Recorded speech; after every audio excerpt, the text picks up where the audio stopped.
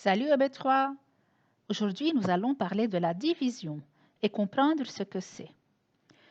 Vous connaissez déjà les trois opérations mathématiques qui sont l'addition, la soustraction et la multiplication.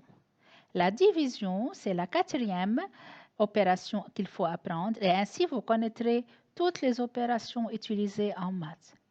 Donc la division, c'est comme les autres opérations car elle est utile pour calculer. Elle permet de calculer combien de quantités on a après avoir fait un partage. Par exemple, si j'ai un gâteau divisé en 6 parts égales et que je veux partager ces parts de gâteau entre ces 3 filles, donc c'est grâce à la division que je saurai combien de parts aura chaque fille. Alors commençons le partage. Voilà une part à chaque fille. Et encore une autre part à chaque fille. Donc, après avoir fait le partage, je remarque que chaque fille a eu 2 parts. Donc, comment on écrit le signe de la division? C'est en mettant 2 points, ou bien parfois on peut mettre une petite barre entre les 2 points. Encore un exemple. Si j'ai 20 bonbons que je veux partager entre copains, donc c'est grâce à la division que je saurai combien de bonbons aura chaque copain.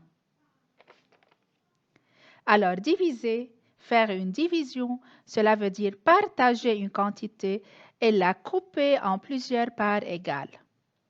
Si j'ai un gâteau et que je le coupe en 4 parts égales, je dis que j'ai divisé mon gâteau en 4. Mais en mathématiques, nous jouons avec les nombres. Alors, prenons un autre exemple avec des nombres.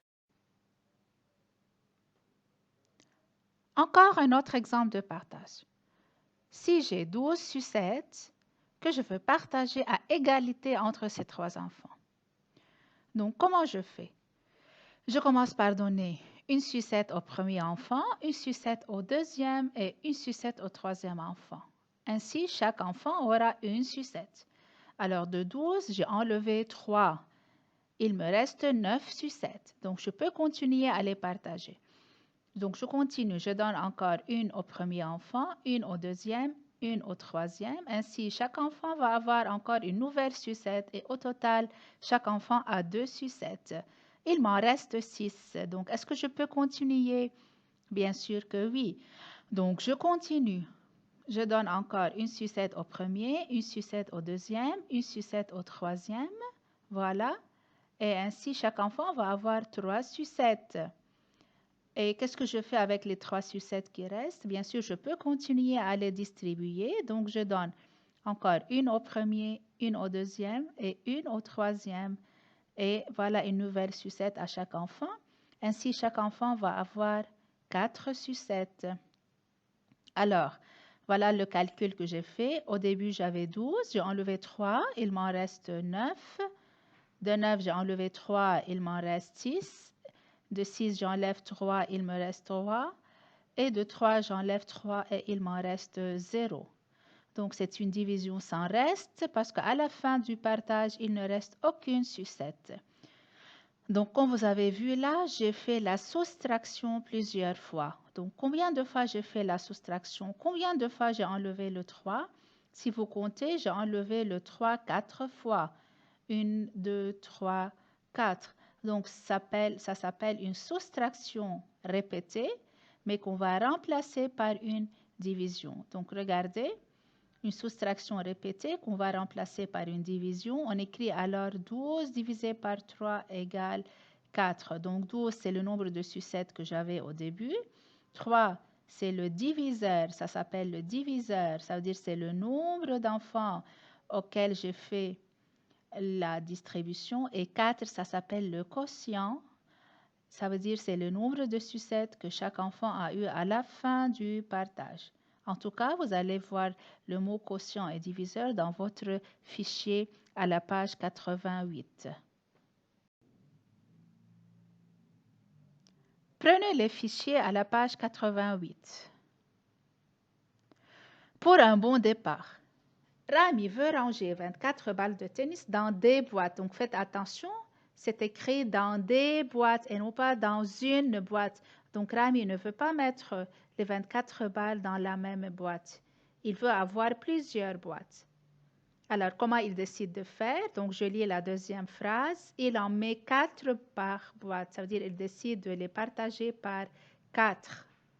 Alors, combien de boîtes va-t-il remplir à la fin du partage? On va compter le nombre de boîtes qu'il va avoir. Et reste-t-il des balles non rangées? Et c'est ce qu'on va voir. Après avoir terminé le partage, on va voir s'il va rester des balles non rangées. Ensuite, on a dit il change d'avis. Donc, maintenant, il ne veut plus les ranger par 4. Il décide de ranger ses balles maintenant dans des boîtes de 3. Ça veut dire dans chaque boîte, il va mettre 3 balles. Donc, combien de boîtes va-t-il remplir? Donc, dans la première partie du problème, on va voir combien de fois le 4 va être répété pour avoir 24. Et la réponse va être le nombre de boîtes. Et même chose en bas. Alors, voilà ce que je vous ai fait. Voilà les 24 balles qui sont groupées par 4. Comme vous voyez, 4 dans la première boîte, 4 dans la deuxième, 4 dans la troisième, 4 dans la quatrième, encore 4 dans la cinquième boîte et encore 4 dans la sixième boîte. Alors, combien de boîtes a-t-il rempli? Voilà, il a rempli 6 boîtes.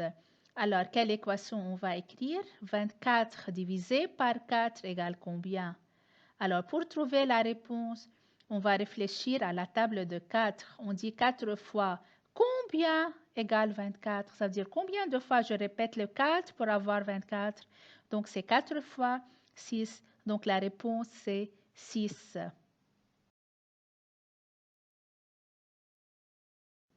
Maintenant, Rami change d'avis et il décide de ranger ses balles dans des boîtes de 3. Combien de boîtes va-t-il remplir? Donc, comme vous voyez ici, les balles sont rangées par boîte de 3. Ça veut dire dans chaque boîte, on a mis 3 balles. Alors, comptez le nombre de boîtes qu'on a eues à la fin. Alors, vous avez trouvé combien? 8. Très bien. Alors, quelle équation on écrit? Puisque c'est un problème de partage, de groupement, alors on va réfléchir à la division. Donc, c'est grâce à la division maintenant qu'on va trouver le nombre de boîtes. Alors, on écrit 24 divisé par 3 égale combien? Et pour trouver la réponse, on réfléchit à la table de 3. On dit 3 fois combien me donne 24? Pour cela, les enfants, vous devez bien connaître les tables de multiplication pour savoir faire la division. Alors, rappelez-vous, c'est 3 fois 8 qui me donne 24. Très bien, donc la réponse, c'est 8 boîtes. Mise au point. Certaines situations de partage ou de distribution sans reste sont représentées par une division. Pour diviser 24 par 4, on écrit 24, 2.4 égale à 6. 4, je l'appelle le diviseur, ça veut dire c'est le nombre sur lequel je divise. Et 6, c'est le quotient. Le quotient 6 signifie qu'on obtient 6 parts de 4. Alors, 24 divisé par 4 égale 6. Ça provient de 24 égale 4 fois 6. Donc, je répète encore une fois, il faut bien reconnaître les tables de multiplication pour savoir faire la division. Continuons à lire mise au point. Diviser un nombre par 2 revient à trouver la moitié de ce nombre. C'est-à-dire que si je veux diviser un nombre par 2, c'est comme si je veux calculer sa moitié. Par exemple, 8 divisé par 2, c'est comme si je veux calculer la moitié de 8. Alors, quelle est la moitié de 8? C'est 4. Donc, 8 divisé par 2, 4. 16 divisé par 2, c'est combien? Alors, on réfléchit à la moitié de 16. Donc, quel est le nombre que si je répète 2 fois me donne 16? Donc, c'est le 8. 8 plus 8, ça fait 16. Donc, 16 divisé par 2, c'est 8. 20 divisé par 2, par exemple, quelle est la moitié de 20? C'est 10. Donc, 20 divisé par 2, c'est 10. La réponse, c'est 10. Donc, quand vous allez diviser un nombre par 2, il faut réfléchir à sa moitié. Pour diviser un nombre par 4, il faut calculer le quart de ce nombre. Donc, par exemple, si je vous dis 8 divisé par 4, donc c'est 2. Pourquoi? Parce que 4 fois 2 me donne 8. Donc, 2, c'est le quart de 8.